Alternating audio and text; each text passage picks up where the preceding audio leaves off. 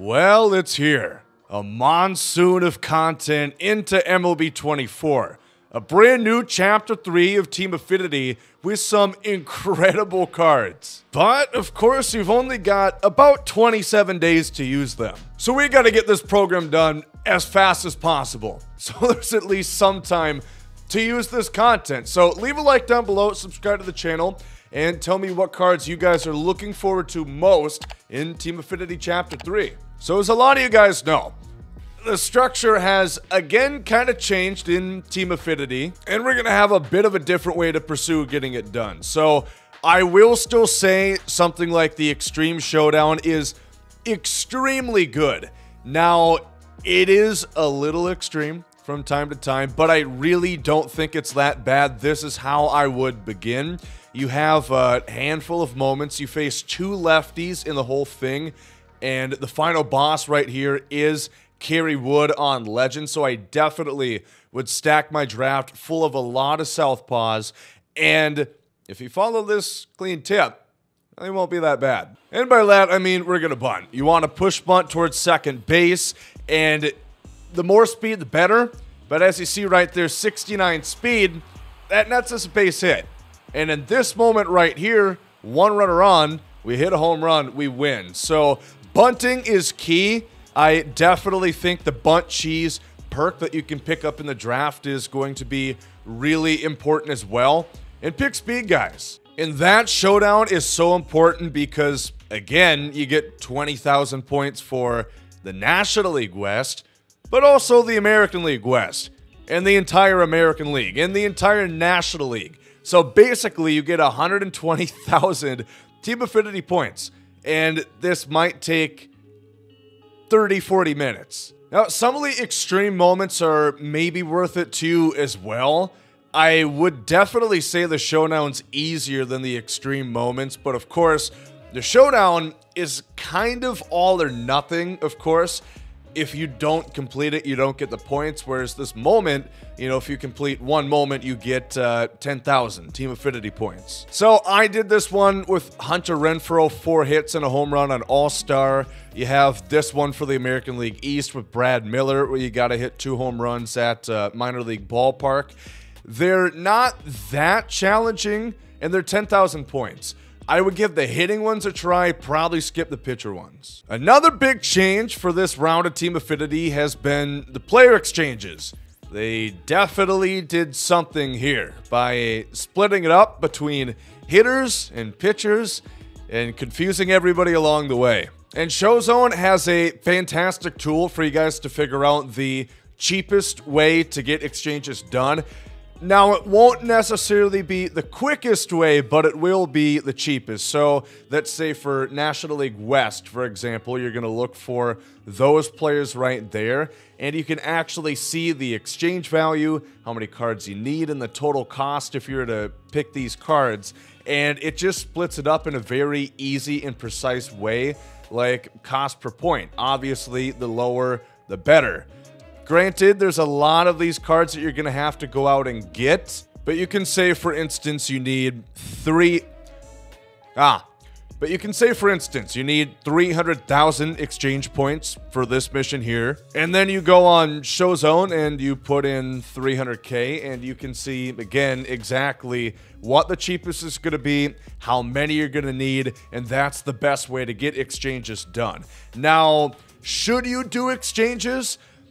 That's a different argument. I would say it's definitely quicker. It depends what you're looking for. Because obviously, with the clock ticking to use these cards, you want to be able to use them before the season ends, right? But on the flip side, remember, these exchanges, you're putting in stubs for cards that will go away in 4 weeks.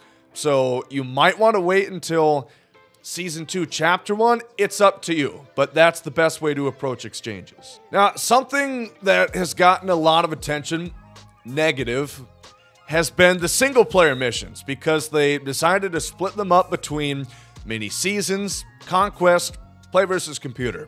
When it used to be streamlined, if you played against the computer in general, any of these modes, it would count for all. Now they're segmented into 3 different modes, And a lot of people aren't happy about that, but I don't think it is the complete end of the world. This is how I would approach it. And I think mini seasons is, again, probably the landmark in what you should be doing here.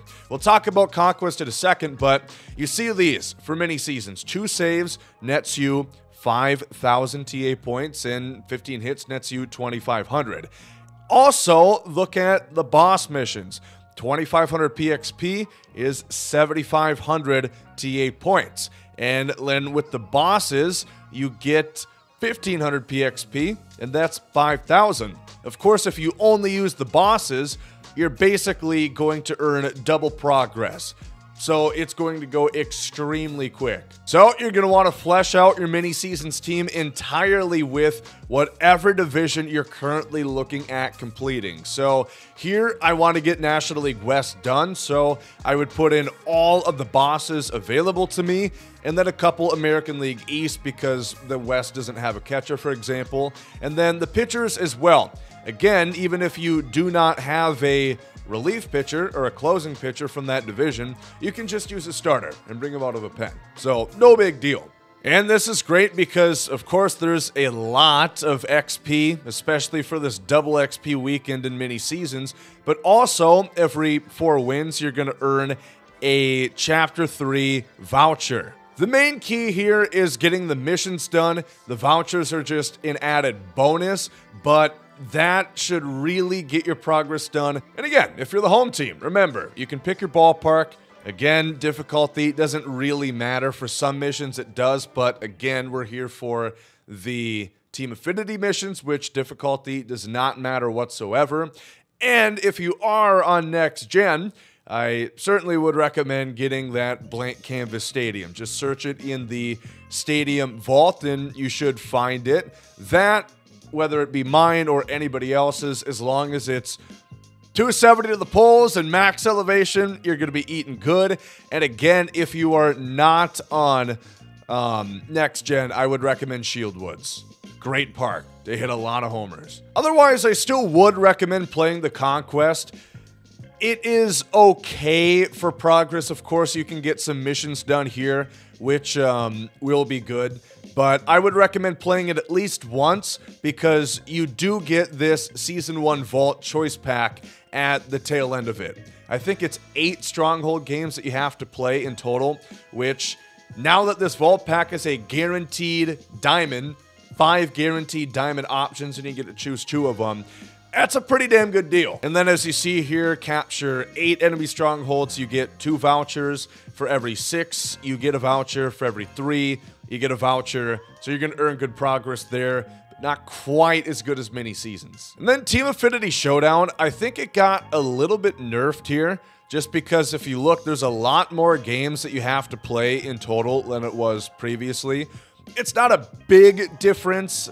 It's really not going to change things too much because that was a great source of getting the vouchers and farming progress in Team Affinity in Chapter 2. But I think mini seasons might be a bit quicker this time. And if you do that, you should be flying through programs, get these cards, and, well, actually get to use them before they're essentially unusable outside of very select modes. So that's what we're talking about for Chapter 3 of Team Affinity. Again, let me know what cards you guys are looking forward to the most. I'll have a video tomorrow of which you should go after first because, again, you will get all of them eventually, but when you have such a little time to use them, you want to make the right choice first and get the best possible card out there. And there's a lot of theme team possibilities as well. So look forward to that. But if you guys enjoyed this video, leave a like down below, and thank you for watching.